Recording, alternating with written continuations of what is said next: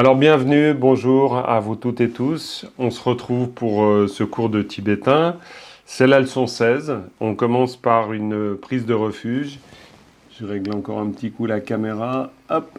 On commence par une prise de refuge, développement de l'esprit d'éveil, et puis on entre dans le corps de cette leçon. O sangye che tang tsoge cho nam la chang chom parato dane jap soji. Dage jen tsoge pe sangye drola pinchiri sangye dro parai sho.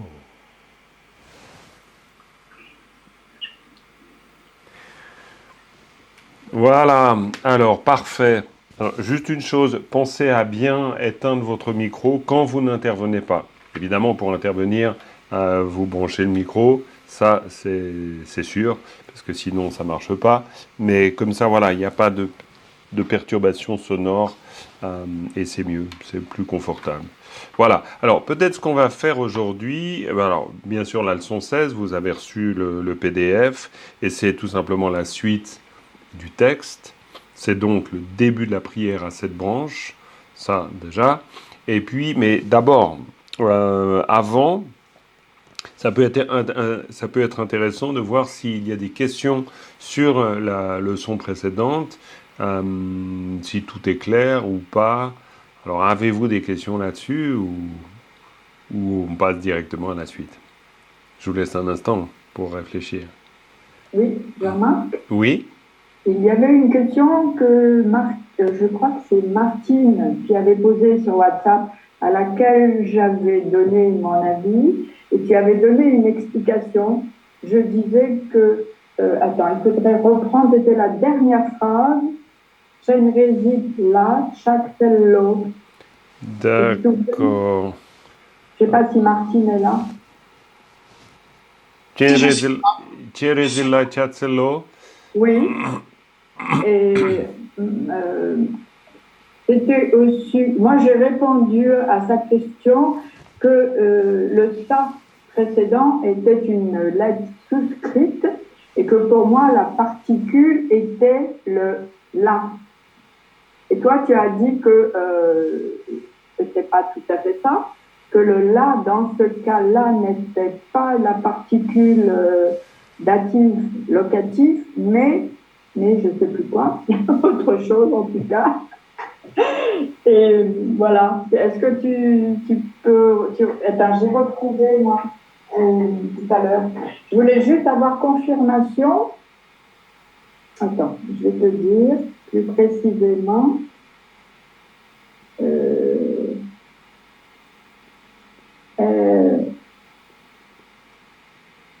Oui, attends. Il dit que j'étais presque, mais qu'il ne s'agit pas de la particule du datif locatif, mais bien d'un instrumental dans sa forme avec le ça à côté.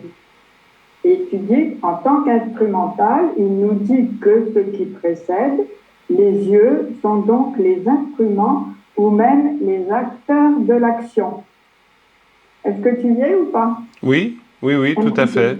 Mais je vois, mais ça, tu parles des échanges qu'il y a eu sur le groupe WhatsApp. Oui, c'est ça. Oui, d'accord, ok, très bien. Oui, oui. Et puis, oui. Alors, je voulais dire que moi, j'ai isolé la particule là parce que je ne l'ai pas rattachée au ça précédent, parce qu'il y a deux points et que pour moi, c'était une syllabe, comment dire, seule, quoi. Oui, d'accord. Alors, attends, alors. Oui, ok. Alors, pour que tout le monde voit bien de ce dont il s'agit, et tu me le confirmes, Evelyne, c'est donc cette partie-là dont tu parles. Ok, c'est bien ça? Celle-là, oui, mais c'est après plutôt.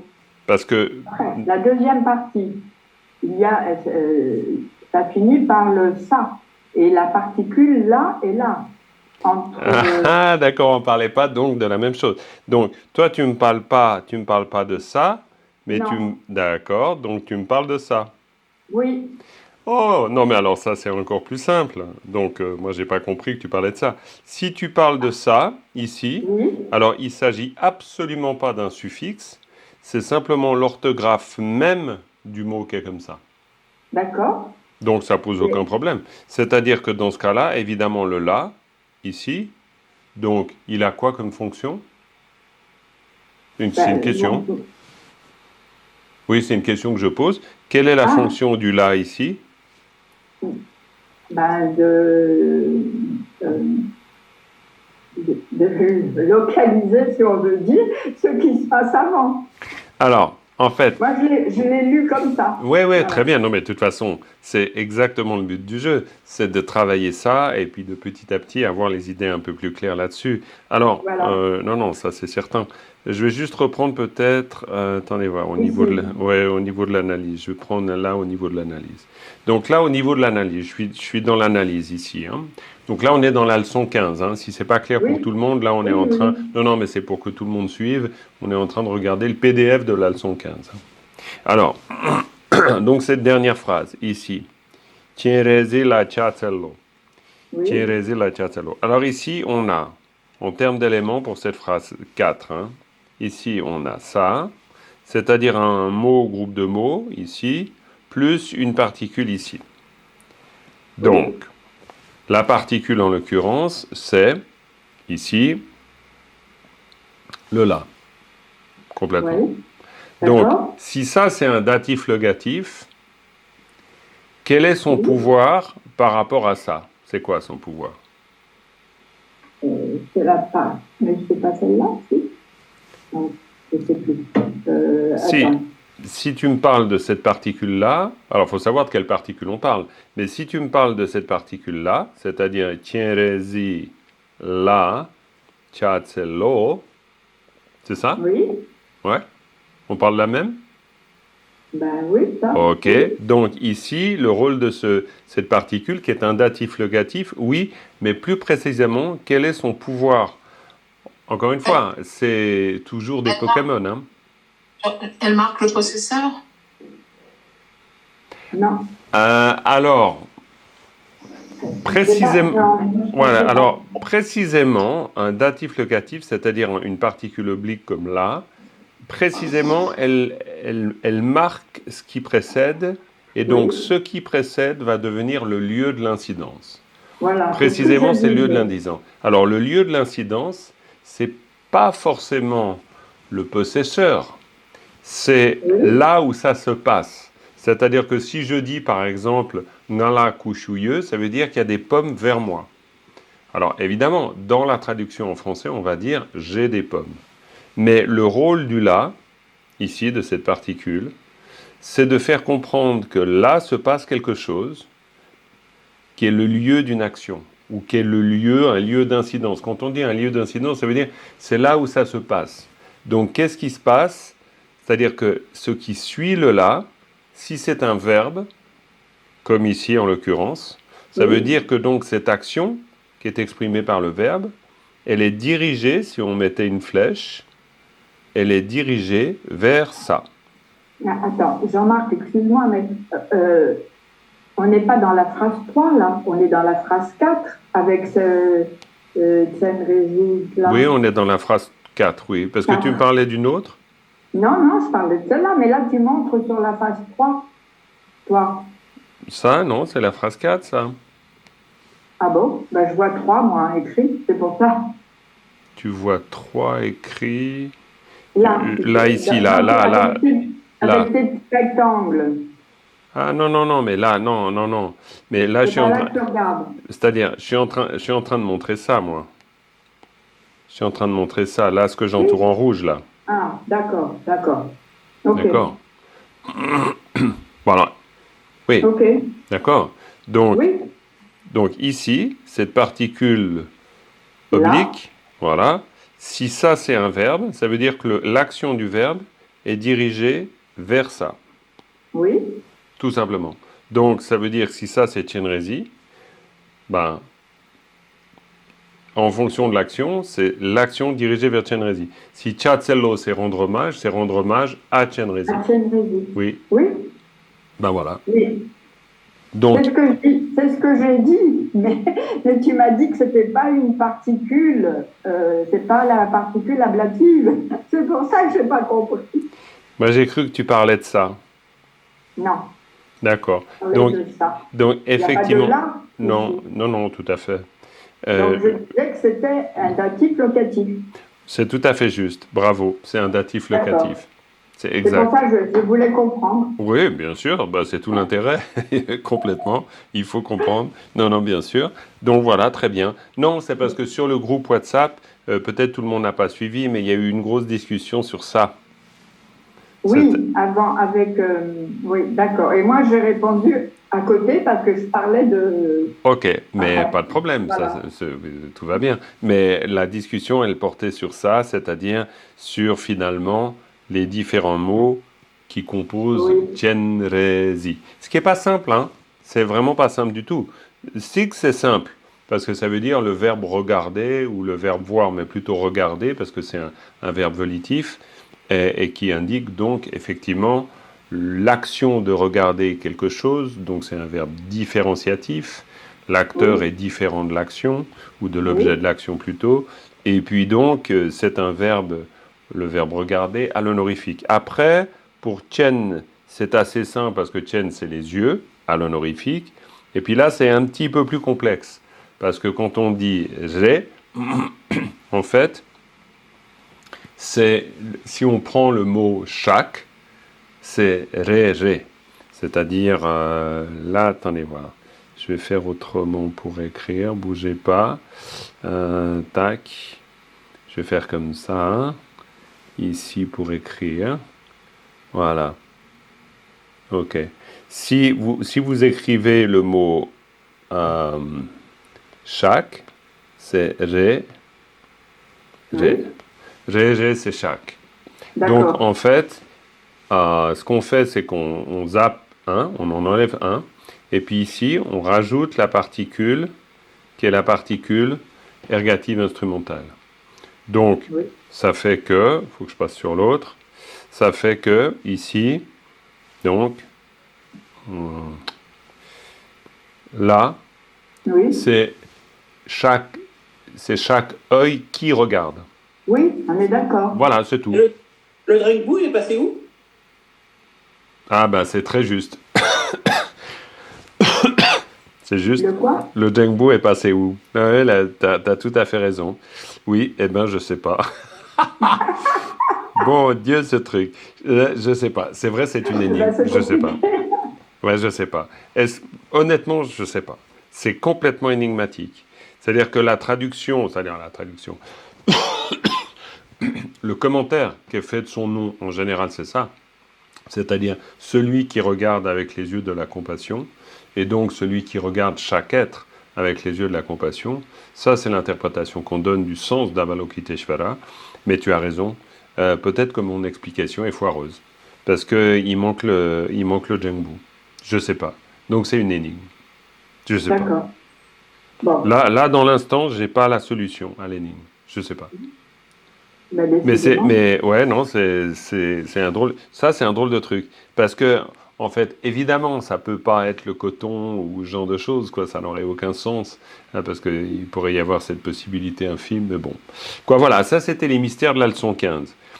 Qui sont donc toujours les mystères aujourd'hui.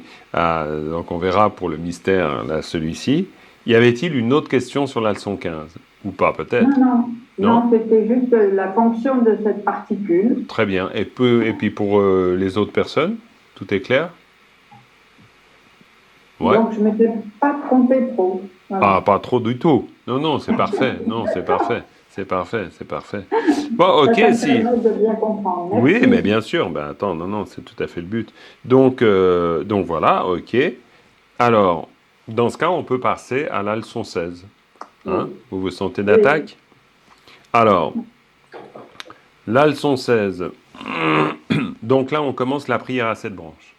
Prière à 7 branches, je pense que tout le monde connaît à peu près le sens d'une prière à 7 branches. Je ne sais pas si on connaît le sens d'une prière à 7 branches, mais c'est les 7 branches que l'on accomplit en face d'un champ d'accumulation.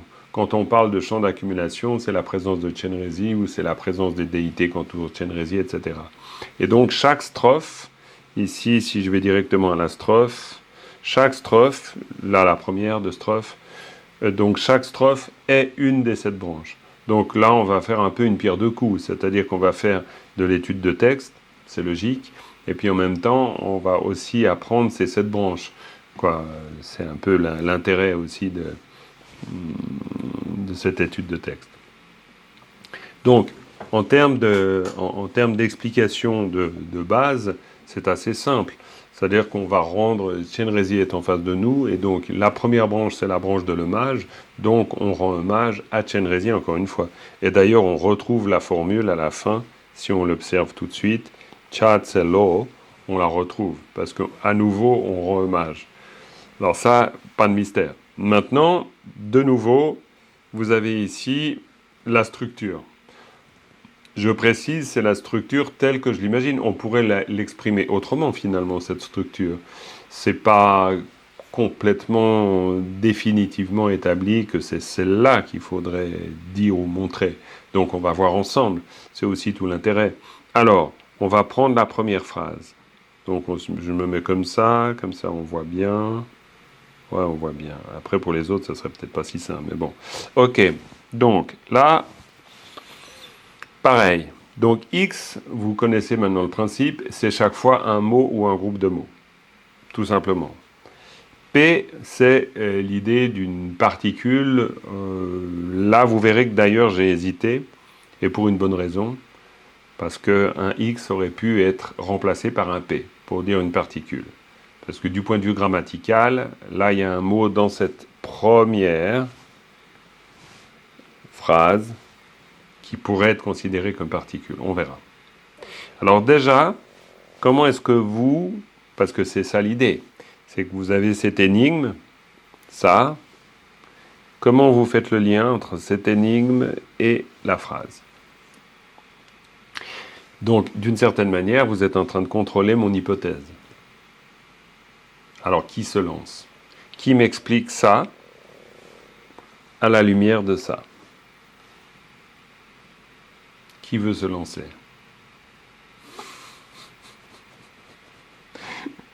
Alors, je vois que Nathalie, elle essaye de parler, mais il faut qu'elle ouvre son micro. Non? Ah non, elle voulait... Non, non. Je réfléchis tout haut, en fait.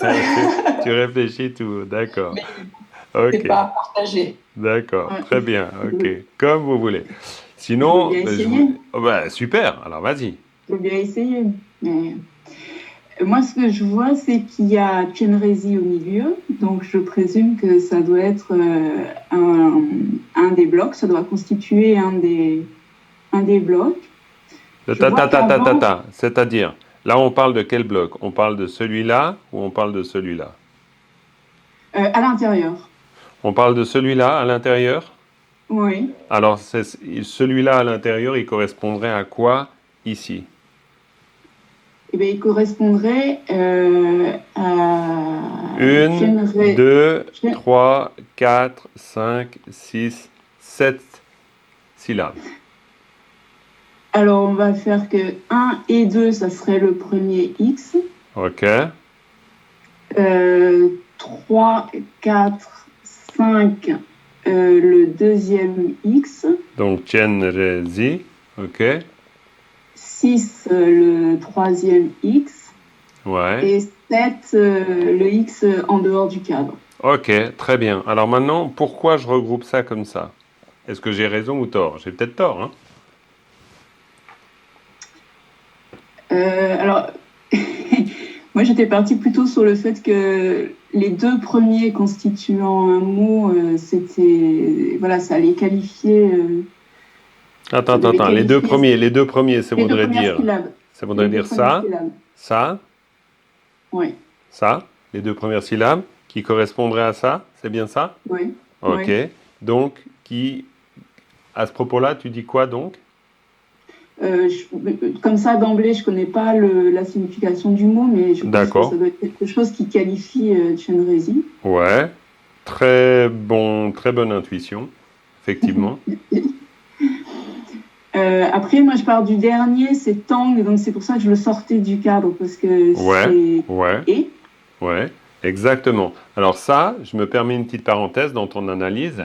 Alors d'abord pour dire que c'est exactement ce genre d'exercice, mais je pense qu'au fur et à mesure des leçons, ben, j'espère, en tout cas, c'est comme ça que je construis cette leçon. Mais vous vous rendez compte aussi que c'est à force de le faire que la méthode commence à se clarifier aussi pour moi. Hein, ça, c'est évident. Je pars d'une hypothèse au départ. Ah, qu'est-ce que c'est que cette chose? Vous m'entendez toujours là, vous? Oui. Ouais? C'est dingue ça. Oui, Alors, on t'entend. ok, c'est super parce que sur mon ordinateur, vous avez été déconnecté car votre compte est connecté sur un autre appareil. Alors, j'hallucine. Donc, j'espère que vous êtes bien là. Attendez voir, je fais juste Oui. une petite vérification quand même. Donc, c'est... Voilà. Bah, écoutez, moi, ça m'a l'air de fonctionner. Bon, c'est très mystérieux cette affaire. Alors, je repars sur où on en était. Voilà, alors j'espère que ça fonctionne. Vous me dites, hein, Oui. si jamais je vous perds, bon, normalement je vous verrai plus, mais écoutez, drôle, je comprends rien, mais ok. Euh, donc je reprends mon fil, j'espère. Quoi, j'essaye. Alors, j'en étais où? Je te disais le Tang. Oui, le c'est à la tang, fin, genre. exactement. Donc le tang, on le sort du jeu. On le sort Mm. du jeu. Oui, c'est là l'aparté que je voulais faire. Ça, c'est un bon réflexe. Pourquoi? Parce que le tang, c'est pour ça que j'hésitais. J'aurais pu mettre un X, quoi, j'ai mis un X, mais j'aurais pu mettre un P. Parce que le tang, c'est aussi considéré comme une particule.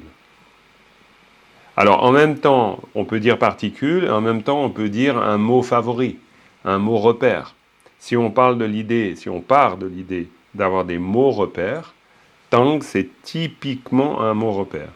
Vous voyez pourquoi ou pas du tout? Je crois que vous voyez assez pourquoi. Parce que d'abord, c'est super simple, c'est-à-dire que tang, ça veut dire et que chaque fois dans une phrase où vous voyez comme ça, vous voyez tang, ça doit faire tilt en vous disant ah, celui-là je le connais. C'est donc un mot repère. Plus vous avez des mots repères, ben, plus c'est facile de vous repérer. Parce qu'à partir du moment où on a un tang, comme vient de le dire Dominique, ben, on le laisse de côté. Pourquoi? Parce que dans un premier temps, c'est pas pertinent dans l'analyse de la structure. C'est juste important de savoir que c'est un tang, mais ce qui nous intéresse, c'est ça. Évidemment. Pourquoi? Parce qu'on pourrait dire que ça pourrait être réduit à un seul X. Oui, Évidemment. d'ailleurs, je voyais pas pourquoi il y avait en fait autour de Chenrezig, il y en a un qui est à l'extérieur du cadre et l'autre qui est celui de droite qui est à l'intérieur du cadre et celui de gauche qui est à l'extérieur du cadre. Parce que je présume que c'est deux qualificatifs concernant Chenrezig. Ben, il y a ça. Et ça, il faut qu'on sache quoi faire. C'est Chenrezig Wang. C'est Chenrezig Wang, parce qu'on a ici Chenrezig, ok. Ici, on a Tao Wang à Wang, Chenrezig Wang. Alors, ça, c'est une suggestion que je fais. Oui, Du coup, Wang, c'est puissant en fait. oui, bravo. Et Pakpa, c'est noble. Oui. Donc, et pourquoi noble et puissant, on pourrait aussi dire noble et puissant Chenrezig. Oui, on peut. Alors, de nouveau. Oui, mais alors, alors, c'est pas, donc deux choses. D'abord, mon analyse reste une suggestion. C'est-à-dire, je suis pas forcément, ça ne veut pas dire que c'est celle qu'on doit forcément retenir. Ça, c'est la première chose.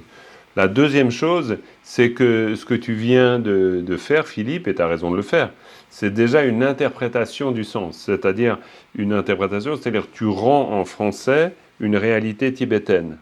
Et tu as raison. À terme, c'est exactement ce qu'on doit faire. Donc, on pourrait très bien en français dire le noble et puissant Chenrezig. On pourrait dire aussi le noble Chenrezig puissant, le puissant et noble Chenrezig.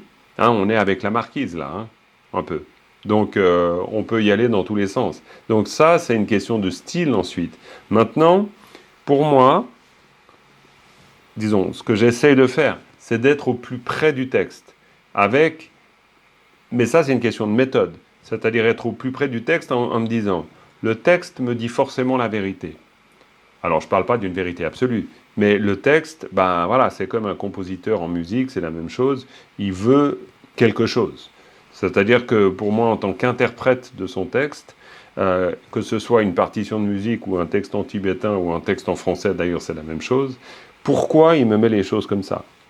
C'est-à-dire pourquoi il dit Pakpa, puis ensuite Tienrezi, puis ensuite Wang. Est-ce qu'il y a un sens à ça ou est-ce qu'il n'y a pas de sens à ça? C'est pourquoi je dis qu'ici c'est une hypothèse. Alors l'hypothèse que je fais pour la première phrase, c'est qu'on a Tienrezi Wang. Pourquoi je fais cette hypothèse? Parce que Tienrezi Wangchuk c'est le puissant. C'est quelque chose qu'on retrouve dans la philosophie indienne ou dans l'imagerie indienne. C'est le puissant Tienrezi. Hein? C'est le puissant maître du monde aussi, le Wangchuk. Hein? Il y a quelque chose comme ça dans l'appellation en Inde. Donc, le puissant Tienrezi, il est noble. Donc, Pakpa, je l'isole ici. Évidemment, la totalité donne un groupe, vu qu'on a un tang après. Ça, on est d'accord. Mais pourquoi? C'est parce que, en français, je préférerais dire, sans être complètement convaincu, mais je préfère dire le noble et puissant Tienrezi. C'est-à-dire puissant Tienrezi devenant une entité. Donc c'est le puissant Tienrezi qui est noble. C'est le Arya Avalokiteshvara. Hein? C'est le Arya, le noble, hein? Arya Tienrezi. Arya Tienrezi Wangchuk. Parce que Wang, c'est Wangchuk. C'est une contraction du puissant, hein, le tout-puissant. Là, on est vraiment dans l'idée le Seigneur tout-puissant. Hein, on est en termes indiens, on n'est pas dans autre chose, clairement. Donc, c'est pour ça que, comme d'ailleurs en français, le Seigneur tout-puissant, ça devient presque une unité de sens. On pourrait presque dire, ça serait certainement il y a un terme pour dire ça en français, en tout cas une redondance, on pourrait dire le très grand Seigneur tout-puissant. On pourrait imaginer, ce qui serait un peu une aberration, parce qu'on ne ferait que répéter les qualificatifs, mais on pourrait l'imaginer. Le grand Seigneur tout-puissant. Le noble Seigneur tout-puissant. Donc, c'est pour ça que je fais cette hypothèse que le texte peut-être veut me dire ça. Mais à part ça, évidemment, après, dans le rendu en français, là, on peut discuter. Parce que je fais cette hypothèse-là, dans un rendu en français, je dirais le noble puissant Tienrezi. Ou le noble et puissant Tienrezi. Pour bien qualifier de noble celui que je désigne par puissant Tienrezi. Vous voyez? Vous me suivez? Jean-Marc? Oui. Jean-Marc, en tibétain, si on écrivait noble et puissant Tienrezi en tibétain, est-ce qu'il ne faudrait pas un génitif entre noble et puissant et Tienrezi? Juste une question. Oui, mais c'est une très bonne question, parce que de toute façon, après, c'est vrai qu'on là, on est dans un style versifié. Dans un style versifié, il y a des choses qu'on vire, clairement. Mais j'y ai pensé, ouais. C'est clair qu'on pourrait imaginer Pakpa Gi ou Pakpa Tang Tienrezi Wangchuk. On pourrait aussi dire comme ça. C'est-à-dire, on pourrait dire Tang dans ce cas-là. Si tu veux. C'est d'ailleurs pourquoi, entre autres, je fais cette hypothèse. C'est parce que ce qui me vient, si je dis cette phrase en tibétain parlé, bon, je ne suis pas non plus tibétain. Je suis pas tibétophone, je suis tibétophile, mais disons, bref, c'est pas ma langue maternelle non plus. Faut pas que je veux pas prétendre à ça. Mais ce qui me vient, c'est Pakpa Tang Tienrezi Wangchuk, plutôt que Pakpa Ki Tienrezi Wangchuk, bien que ça marcherait aussi. Grammaticalement, les deux marcheraient. Ça serait ici, si c'était, admettons, un génitif, on serait un peu, là je vais passer sur l'autre écran, on serait dans ce cas de figure. C'est-à-dire, je vais vous montrer, je vais juste grossir le trait, peut-être même comme ça. On serait dans ça, on serait dans quelque chose chinois, mon fameux restaurant chinois. Hein. Chinois, génitif, et puis restaurant. Donc, Gyami Sakang. Donc, le restaurant de Chine. Donc, Tienrezi de Noble. Bon, c'est très moche évidemment, mais dans ce cas-là, on serait dans un déterminant déterminé. C'est toujours dans ce sens-là avec un génitif. Donc, si c'était un génitif qu'on mettait là, hein, si on le met ici, admettons notre génitif. Donc, Pakpagi Tienrezi, admettons. Donc, ça voudrait dire, dans ce cas, eh bien, déterminant déterminé, c'est Tienrezi qui est anobli par le mot noble qui est là ici. Donc, le noble Tienrezi. Effectivement, on pourrait le dire comme ça. On pourrait le construire comme ça. Bon. Je pense que là, on coupe les yaks en 4. Et on a raison, c'est facile un yak, parce que comme ça, c'est plus facile que les cheveux. Mais en fait, cette phrase, elle pose pas trop de problèmes. C'est clair que si on veut faire une traduction, puis se dire, tiens, allez, je vais mettre mon grain de sel à toutes les traductions innombrables qui ont été faites de ce genre de phrase, va falloir qu'on clarifie ça, sérieusement. Et honnêtement, je peux pas vous dire quelque chose à 100%. Il faudrait que je discute aussi avec des Tibétains, voire même plusieurs, pour leur dire, ouais, mais attendez voir là. Vraiment, qu'est-ce qu'on peut penser que l'auteur veut dire? Mais, à notre niveau, c'est-à-dire dans l'objectif réussir à comprendre un texte, je pense par contre qu'on peut facilement le comprendre à ce niveau-là. C'est-à-dire qu'on a simplement, ok, un gros X, et le gros X, c'est ça, plus un tang. Donc on a un Tienrezi, noble ou puissant ou whatever, bon ça très bien, et puis et ça on a besoin de savoir. Puis après on arrive à la phrase 2, c'est aussi pour avancer, parce que mine de rien, vous vous rendez compte, ça fait 30 minutes que ça enregistre, donc j'hallucine. Donc, phrase 2, et ça à la suite. Alors, qui se lance par rapport à, alors bougez pas, là, on est là. D'ailleurs, je suis en train de me demander si ces carrés, il ne faudrait pas les mettre dans le texte, c'est-à-dire à la suite du texte.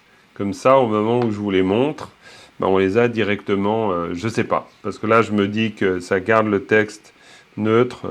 Je ne sais pas. Si vous avez une bonne idée, vous me dites, et puis je construirai le PDF en fonction de ça.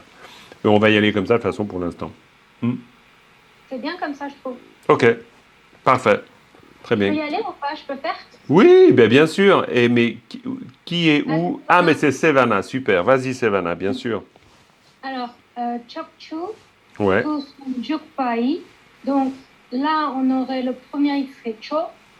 Après, on a Chu pour le deuxième X, la première boîte. Ouais, Chochu, tout à fait. Après, on a Tosun. Donc, tout, c'est le premier X et Sun, c'est le deuxième X dans la deuxième boîte. Ouais. Et après, on a Jukpa, qui est le verbe, qui est le X tout seul. Et puis, le dernier particule, qui est le Y. Yes, parfait. Très, très bien. Alors, complètement. Donc là, on va dire que l'énigme ici, elle est largement résolue à ce niveau-là et assez facilement. Alors, ce qui est intéressant peut-être pour nous, c'est le côté assez répétitif de ce genre de choses. C'est-à-dire, chochu, là dans le vocabulaire, je vous l'ai mis comme direction et puis 10, mais vous entendez tout le temps parler des Bouddhas, des 3 temps et des 10 directions. Tout le temps. Dans les enseignements, c'est récurrent.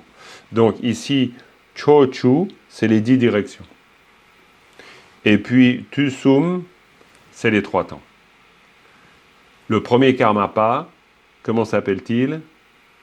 Tusum Kempa. Yes, Tusum Kempa. Et Tusum Kempa, c'est le connaisseur des 3 temps. D'accord? Donc, on est dans Tusum.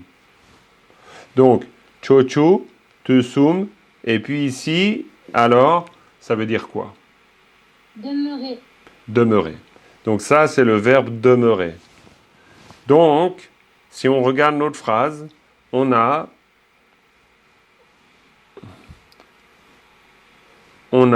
Tienrezi et 10 directions, 3 temps qui demeurent.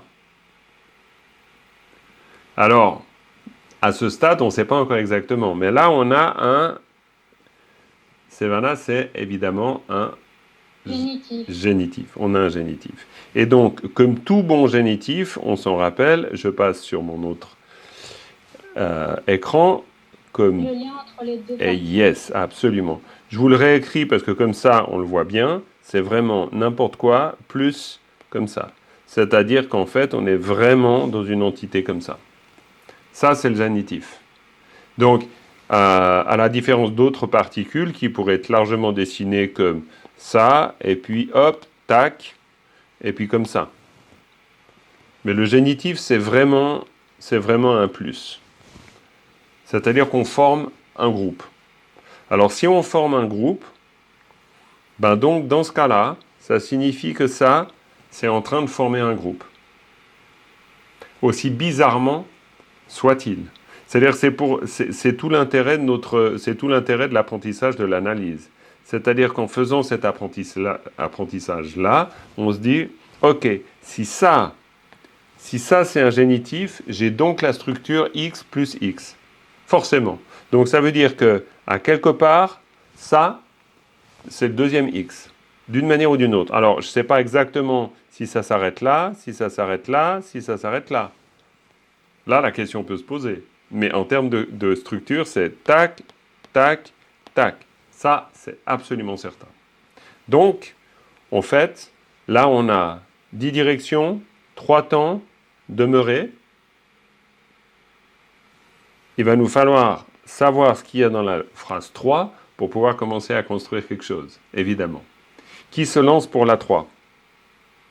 Jean-Marc, sur la 2, oui. On aurait pu mettre un cadre supplémentaire qui englobe tout sauf la particule.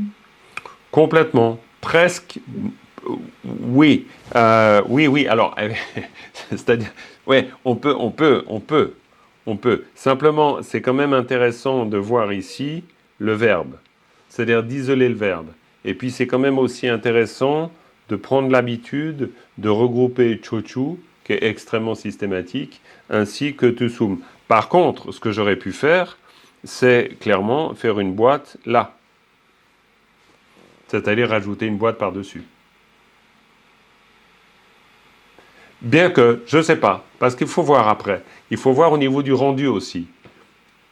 Mais au niveau de la structure, oui, ça pourrait marcher. Alors, qui se lance pour la phrase 3 ?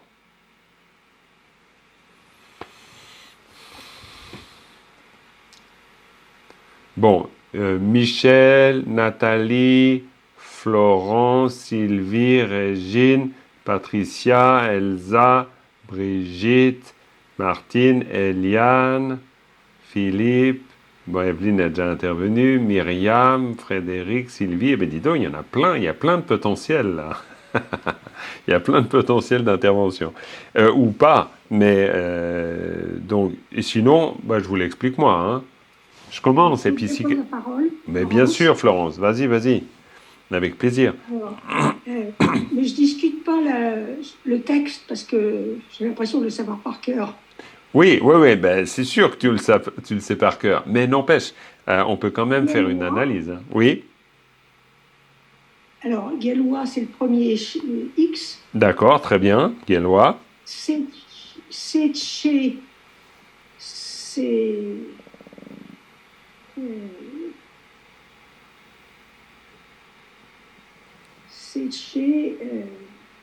le deuxième X, ou c'est le premier X chez le deuxième X, et après je sais pas quoi faire de la suite. Ouais, alors. Une particule oblique, localisation spatiale, etc. à la fin. Oui, ça c'est sûr, ça on est complètement clair. Moi j'aurais mis Galois et C ensemble. C'est les fils des vainqueurs. Donc, Oui. Les fils des vainqueurs, oui, c'est possible. On aurait pu aussi faire ça. Ouais. On aurait pu. C'est vrai, on aurait pu. C'est vrai, ça c'est possible. On aurait d'ailleurs pu faire Galois, j'aurais pu faire Galois, C, et puis ça le réserver comme X, et puis faire une boîte comme ça. Ça aurait été possible aussi. Ouais. C'est vrai, j'aurais peut-être pu le faire comme ça. Tamché, c'est le dernier X hors du cadre. Oui, c'est le dernier X hors du cadre, c'est ça. Ce que j'ai voulu marquer ici avec la deuxième boîte, bon, ici, Guélois, hein, bon, Guélois. Alors, je l'ai mis un peu de côté, pourquoi? Parce que peut-être en voulant, mais je suis d'accord avec toi, Annie, c'est vrai que j'aurais pu la construire autrement, cette analyse. Ici, c'était une manière de dire c'est Tché pour montrer la construction avec Tché, mais c'est peut-être pas ce que j'aurais dû faire. Parce que ce que... Pardon? Oui, oui, effectivement, c'est les fils des vainqueurs. C'est clair. pas les- Tout à fait, c'est les fils des vainqueurs. Non, non, je pense que tu as tout à fait raison. Là, il faudrait que je revoie ça. Parce que c'est vrai que ça, c'est un groupe en soi. Donc, ça serait mieux de faire quelque chose comme ça, et puis un groupe comme ça. Tout à fait, je leur ferai ça. Donc, ouais, Guélois, vainqueur. C'est fils ou fille, hein. Je dis fils ou fille parce que là, on est dans une construction, encore une fois, très condensée. On peut parfaitement imaginer que c'est fils ou fille, bodhisattva, bodhisattvi. Tché, c'est simplement un mot, vous le voyez dans la liste de vocabulaire. J'ai l'impression que cette leçon est extrêmement simple, mais je crois qu'elle est assez simple, parce que Tché, c'est simplement la fin d'une énumération. Tout simplement. Alors, peut-être ce qui est moins simple, c'est au niveau de la lecture, parce qu'en parallèle, certains d'entre vous essayent de prendre l'habitude de la lecture. Alors, je ne sais pas ce qu'il en est pour l'instant pour vous de la lecture, hein. Mais cela dit, il n'y a pas non plus... Alors, Gal... Quoi bon? Ok, Gallois vainqueur, fils-fille, et puis Tché, c'est simplement un mot, qui est une particule, on pourrait dire, mais qu'on place à la fin d'une énumération. Tout simplement. Et puis ensuite, alors là, c'est pour ça que je l'ai mis de côté, parce qu'ici, on a Tamché, et puis là, bon, on a notre particule, pas de problème. Donc, on a fils des vainqueurs, etc., d'une certaine manière, hein, comme si on avait 3 points de suspension, on est à la fin d'une énumération, mais qui pourrait se poursuivre aussi, on pourrait imaginer ça. Donc, ok, et puis Tamché, là. Alors, Tamché, ça veut dire tous. Ça veut dire, donc, si ça c'est la fin d'une énumération, on pourrait dire aussi que, mais attention, il ne faut pas qu'on oublie notre génitif. Donc notre génitif, il a créé un groupe comme ça. On pourrait dire tac ou même, ouais, comme ça. Ou alors il a créé un groupe, il pourrait aussi avoir créé un groupe comme ça. D'accord? Vous voyez le truc? Donc ici, si on essaye de mettre cette phrase avec celle-là, ça donne quoi? Est-ce que quelqu'un a une idée?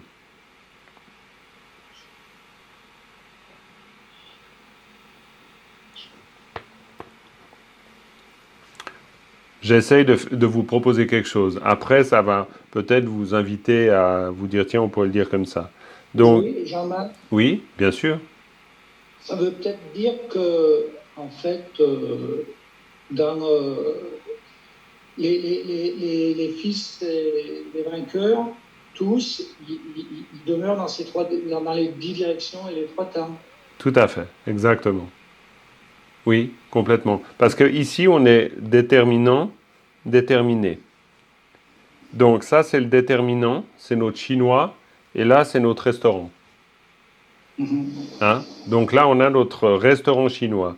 Donc, si ça, c'est devenu le restaurant qui est chinois, donc ça veut dire que c'est les fils des vainqueurs qui sont devenus ça. Donc les fils des vainqueurs, c'est ceux qui demeurent dans les 3 temps et les 10 directions. Parce qu'on pourrait presque dire que demeurer dans les 3 temps et les 10 directions, c'est comme être chinois par rapport au restaurant. Ça, c'est simplement pour bien comprendre le rapport entre déterminant, déterminé, avec le génitif. Donc ça permet de savoir qu'on est en train de se dire, parce que là, on a un là. Donc ça veut dire à ça. À ça, c'est quoi? C'est à tous les restaurants chinois. Donc à tous les bodhisattvas, à tous les vainqueurs et fils des vainqueurs qui demeurent dans les 3 temps et les 10 directions. Vous voyez, au niveau du rendu. Donc à eux, parce que ça, c'est clairement ça, c'est dirigé vers tout ça. Donc, AE, je fais quoi? Je fais ça. Donc, à ce stade de l'analyse, on n'a plus que ça, et puis on va pouvoir faire une magnifique traduction de la strophe. Et donc, ça veut dire quoi? Alors, non, excusez-moi, je pose une question bête. C'est pas ce que je dois vous poser comme question. D'abord, c'est l'analyse, évidemment. Donc, moi, je l'ai construit comme ça. Alors, à nouveau, hein, c'est une hypothèse. Je construis mon premier bloc comme ça. Donc, on fait d'abord le rapport. Comment on peut faire le rapport? Ça correspond à quoi?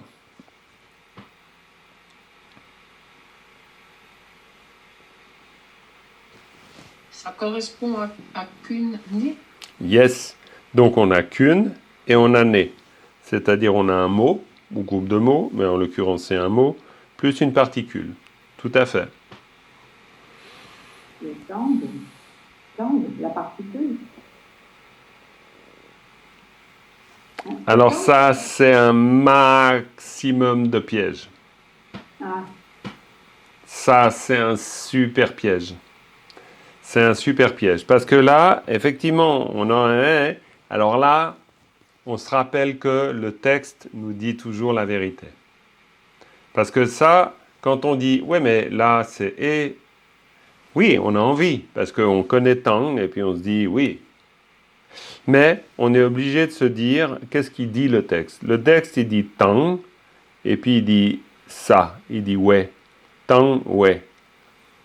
Et quand on voit Tang, ouais, on a franchement des bonnes raisons de penser que ça, c'est Tang, wa, plus une particule. Et en l'occurrence, c'est ça qui se passe. C'est-à-dire un mot, X, plus une particule. Parce que le mot comme ça, wasawe, ça vous l'apprendrez, mais wasawe, à ma connaissance, ça ne veut rien dire. Wasawe, ça ne veut rien dire. C'est-à-dire que quand on voit un wa comme ça, avec un ça derrière, puis ce genre de truc bizarre, parce qu'il n'y a aucune raison. Si c'était un tang, là, il y aurait un mot en soi-même. Donc là, on peut largement se dire que ça, c'est le mot, ça, c'est tang, et ça, c'est la particule. Et en l'occurrence, c'est ça que c'est exactement ça qui se passe. Donc c'est pour ça qu'ici, on a un x plus une particule. Parce que c'est notre deuxième particule dans cette phrase. Et puis on a une troisième particule, hyper simple, c'est la particule de terminale. Donc là, il n'y a pas grand-chose à dire de ça. C'est facile. D'accord? Alors maintenant, par contre, au niveau du sens, qu'une, ça doit normalement vous dire quelque chose. Oui. Ça vous dit quoi? Tous. Yes, tous. Qu'une tout sans pot. Hein? Qu'une tout. Hein? Qu'une, ça veut dire tout. Ça sera bientôt un mot-clé pour vous. Hein? Ou un mot repère, comme tang. Parce qu'on le revoit très souvent, le qu'une. Alors, qu'une né, ça c'est une construction assez particulière, qui vient carrément du sanskrit. Donc c'est pour ça que dans le vocabulaire, je la traite comme une entité en elle-même, dans le vocabulaire. Mais ici, pour la compréhension, qu'une, né, qu'une c'est tout, et puis né, c'est aussi... Qu'est-ce qu'il me fait là? J'ai compris, oui. Donc, qu'une c'est tout, et puis né, alors né, c'est aussi la particule qui est presque, on pourrait dire, comme si ça avait le pouvoir, je n'ai pas vraiment analysé cette particule pour pas aussi trop complexifier, mais c'est quelque chose de l'ordre d'une marque d'adverbe. C'est-à-dire que qu'une, c'est complètement, totalement. Alors qu'une tout aussi, hein, mais qu'une né, c'est, on pourrait dire, avec complètement. Bon, c'est moche de dire avec complètement, ça va pas tout à fait.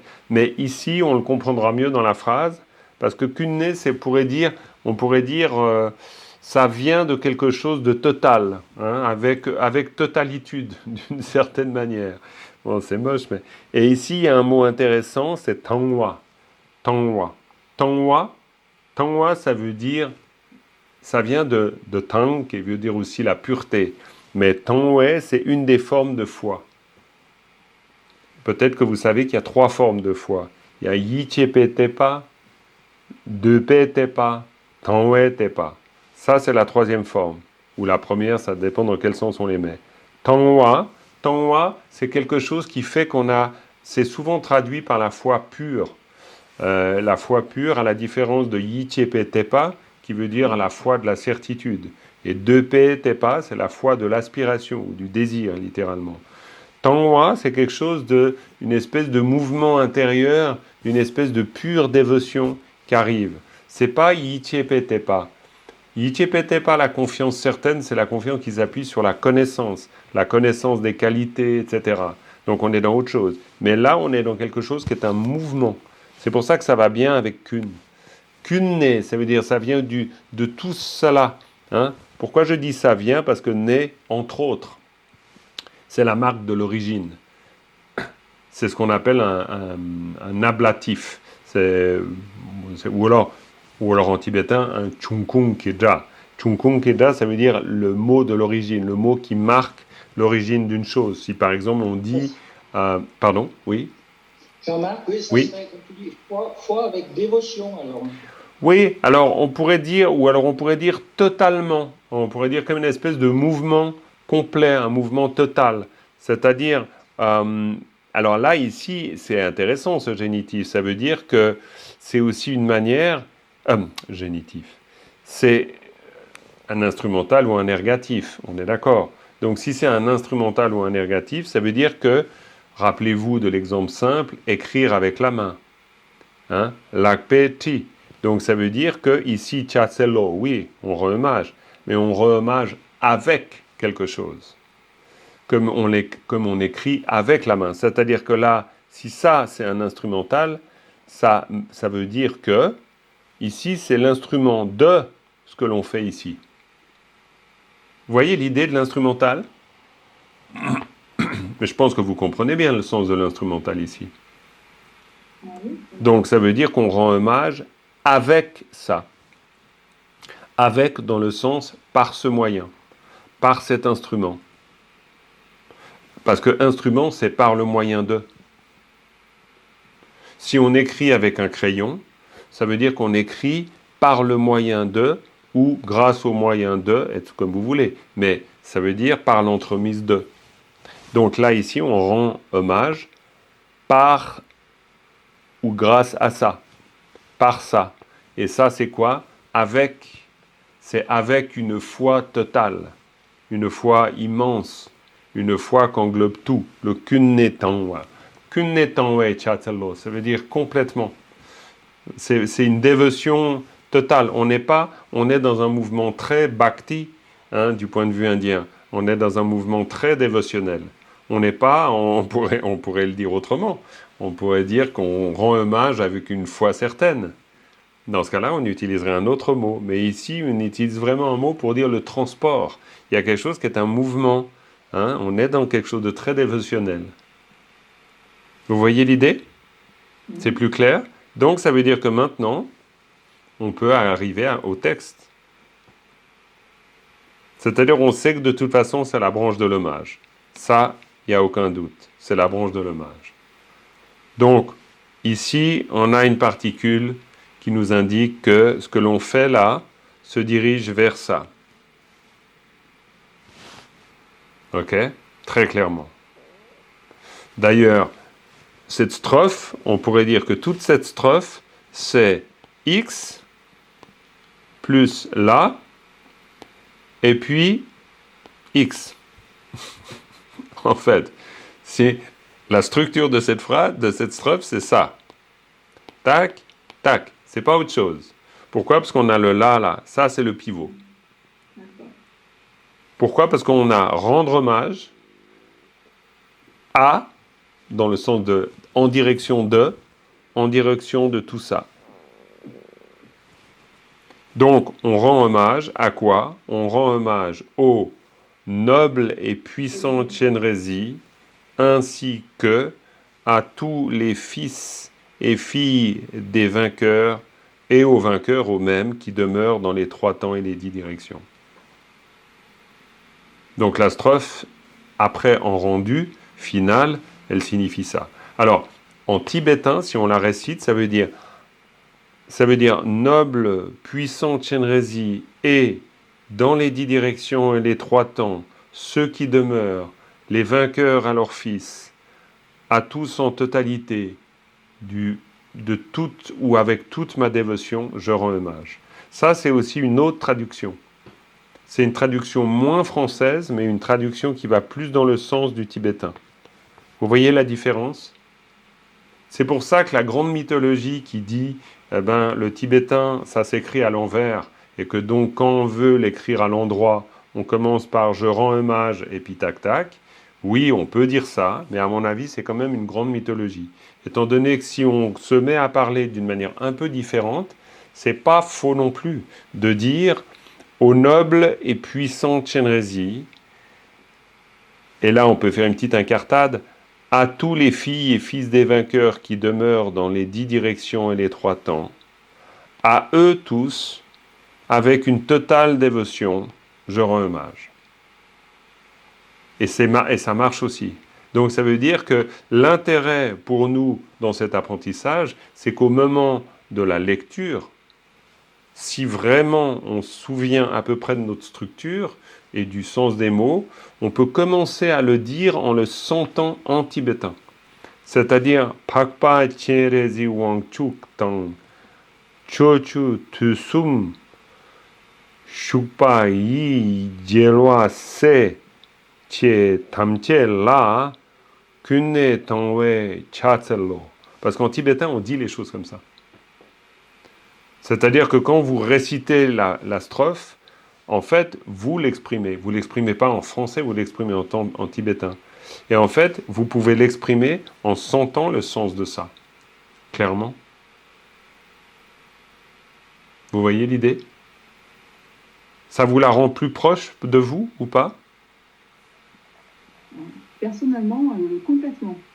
Ça me semble plus logique de le ressentir comme ça que de le ressentir en français construit. Oui, je pense. Je pense. Moi, j'ai le même sentiment que toi. C'est-à-dire effectivement, en le disant comme ça, ok, si je le récite en tibétain tranquillement, parce que le but de notre travail, là, c'est pas juste de collectionner de la connaissance, on est bien d'accord, mais c'est l'idée voilà, comme on le fait là. C'est-à-dire, on prend la strophe et puis essayons après d'en faire vraiment un exercice de lecture, parce que c'est ça le but de ce qu'on est en train de faire ensemble. C'est que faire ensuite, quand on dit Pakpa Chenrezig Wangchuk Tang Chochu Tusum Shukpa Yi Jelwa Se Che Tamche La Kunne Tangwe Chatselo. Parce qu'en tibétain, on dit les choses comme ça. C'est comme un film un peu, Jean-Marc, quand il est dans sa version originale plutôt que... Exactement. Mais tu as tout à fait raison, Philippe. C'est comme un film dans sa version originale. Et donc l'idée pour nous, tout le travail qu'on fait, c'est de nous rapprocher du ressenti qu'on pourrait imaginer avoir en étant un locuteur tibétain, en fait. Mais je pense que le travail qu'on fait là est un travail très intéressant parce que c'est un travail du coup aussi d'intégration. Alors on peut le faire en français, mais honnêtement, je pense que si on le fait avec un français très beau, d'ailleurs par ailleurs, qui exprime aussi très bien les choses, au bout d'un moment, c'est pas très cohérent de le réciter en tibétain. C'est pour ça que à mon avis, quelque temps, on peut imaginer largement la prochaine génération de bouddhistes, ils réciteront en français, parce qu'il y aura un souffle dans le français, il n'y a pas de doute. Mais pour l'instant, vu qu'on récite encore en phonétique ou en tibétain, on peut alors s'entraîner à ça. Et faire que, grâce au travail que vous fournissez, et qu'on élabore ensemble, faire que ensuite la lecture, elle soit sentie en tibétain elle-même, lui-même plutôt, dans sa langue. Ça vous parle? Oui. complètement. Bon, bah Jean-Marc, tant mieux. Oui, je t'en prie. Oui, pour une question, s'il te mais plaît. bien sûr. Alors, ça concerne la deuxième ligne, Oui, le deuxième vers, avec le verbe shukpa, là, donc demeurer. oui.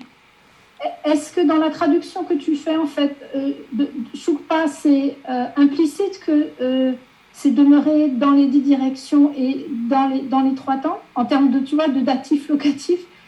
Est-ce qu'il n'y a pas besoin de particules ou est-ce que c'est là il n'y a pas de particules parce que c'est versifié et que du coup voilà il faut faire court. Ouais, non, c'est une très bonne question. Alors écoute, je vais y répondre en complexifiant un petit peu. Parce que j'ai volontairement passé un peu là-dessus, mais je pense que vu ta question, ça vaut la peine d'y revenir. Je veux juste prendre shukpa. Shukpa, c'est un verbe, demeurer. Jusque-là, rien à dire. Et puis là, on n'a pas. Et donc, en fait, pas, c'est un nominalisateur. C'est-à-dire, c'est comme on pourrait dire un... Ah, comment on appelle ça en français? Ah là là, je trouve plus. Bref, Substantif, pardon? substantif. Oui, on pourrait dire un substantif tout à fait.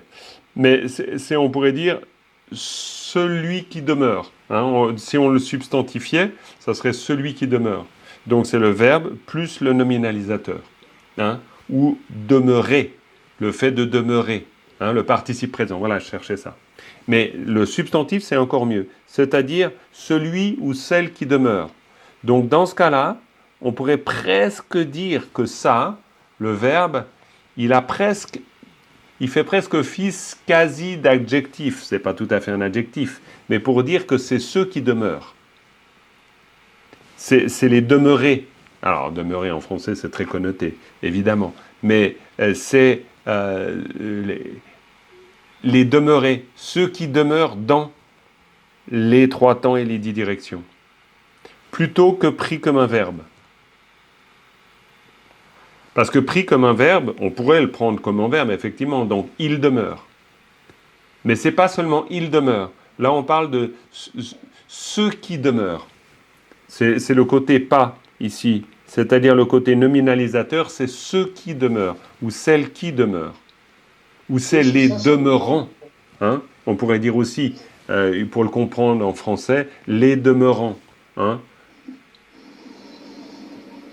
Ceux étant installés dans, hein, ceux étant installés dans les 3 temps, les 10 directions et les 3 temps.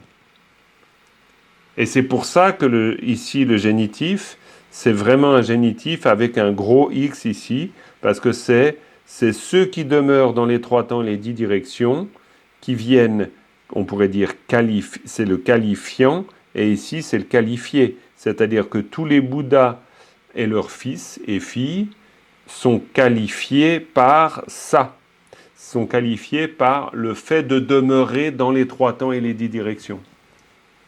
Tu vois l'idée? Est-ce que ça répond un peu à ta question, Joël? Oui, complètement, merci. Parce que j'avais un problème avec le génitif au départ, je ne comprenais pas ce qu'il venait faire dans la... Complètement. À cause de cette question, tu vois. Ouais, mais d'ailleurs, tu vois, merci grâce à ta question. Parce que je me suis dit, bof, allez, je passe sur le pas ici, mais j'aurais peut-être pas dû. Parce qu'effectivement, ça rend les choses plus claires. Mais c'est en ce sens où c'est très intéressant ce qu'on fait, parce que en se forçant à rester près du texte, donc on se force à se dire, le texte veut forcément nous dire quelque chose. Donc c'est à nous de prendre les énigmes et puis d'aller jusqu'au bout de l'énigme. Merci Jean-Marc. Mais pas de quoi. Écoutez, je crois qu'on est au bout de cette leçon.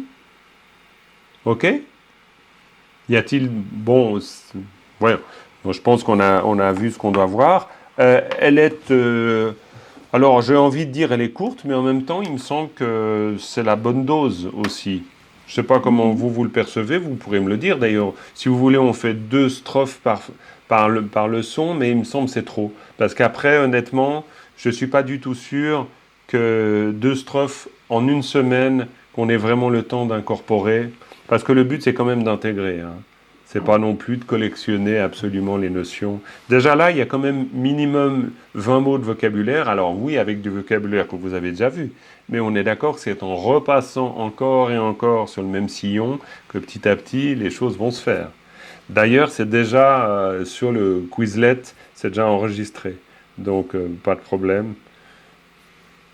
Donc, Pour moi, c'est la grandeur là, la densité là, pour moi, c'est très bien. Une courte, un peu plus courte, c'est parfait. confortable. Très bien, Patricia. Ok. Bah, très bien. Bah, pour moi aussi, en fait. Parce que je pense que c'est bien. Ça nous laisse le temps de bien rentrer dedans. Parce que je me suis rendu compte aussi qu'en en mettant un peu trop, bah, à la fin, souvent, on n'a pas le temps de voir ensemble la suite. La fin de la leçon. Donc, c'est un peu dommage. Puis, on n'a pas non plus de train à prendre. Donc, là, on peut faire un joli travail d'intégration.